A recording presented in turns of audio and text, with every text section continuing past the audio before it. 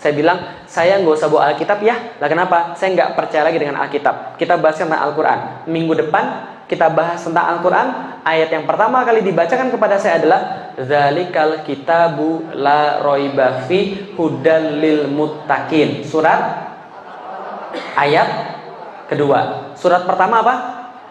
Al-Fatihah. Al-Fatihah berarti seperti cover buku.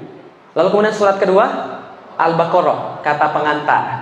Ayat pertama Al-Baqarah, alif.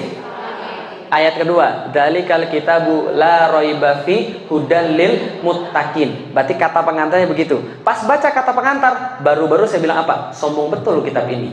Nah kenapa? Baru di awal-awal sudah mengatakan bahwa dia tidak ada kesalahan, sempurna. Emang yang buat siapa? Lalu kemudian saya protes, Kang, kalau begitu ini kitab salah. Lah kenapa? Belum apa-apa dia bilang bahwa kitab ini sempurna, tidak ada keraguan di dalamnya. Sedangkan menurut saya, manusia nggak mungkin sempurna. Karena manusia nggak sempurna, maka buatan manusia juga nggak sempurna. Karena pikir saya yang buat Al-Quran adalah manusia.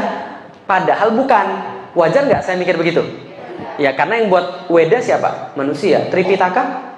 Manusia. Yang buat Alkitab? Manusia. Wajar nggak saya mikir begitu? Wajar. Tapi ustadznya bilang, enggak, ini nggak sama kayak yang lain. Ini yang buat bukan manusia, langsung dari Tuhan pencipta semesta alam. Saya bilang begini, serius, masa Tuhan nulis lalu kasih pada manusia? Nggak mungkin banget. Dia bilang nggak begitu, tapi kita punya buktinya. Saya bilang silakan sampaikan buktinya. Disampaikan kepada saya dari surat yang sama, ayat yang berbeda. Surat Al-Baqarah 23.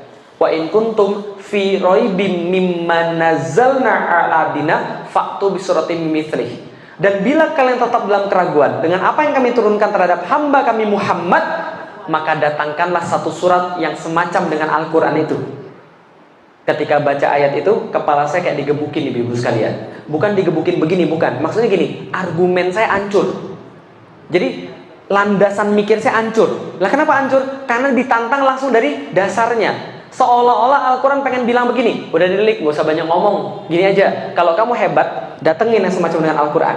Satu surat aja. Di antara Al-Quran ada 114. Pilih yang mana yang paling pendek, yang mana yang paling mudah, datengin. Kalau kamu bisa, Al-Quran kalah. Tapi kalau kamu nggak bisa, ikut aja Al-Quran. Simple nggak? Fair nggak? Seperti saya bilang ini, ibu-ibu yang di sini yang merasa hebat, ayo kita berantem 1 lawan 1. Kalau ibu-ibu kalah, jadi anak buah saya. Kalau saya kalah, jadi anak buah ibu-ibu sekalian. Adil nggak? Adil. Cuma Al-Quran tidak adil. Al-Quran katakan, wad'u syuhada'akum min dunillah in kuntum shodiqin. Kalau anda nggak berani sendirian, maju semuanya sekalian. Coba ditantangin seluruh manusia.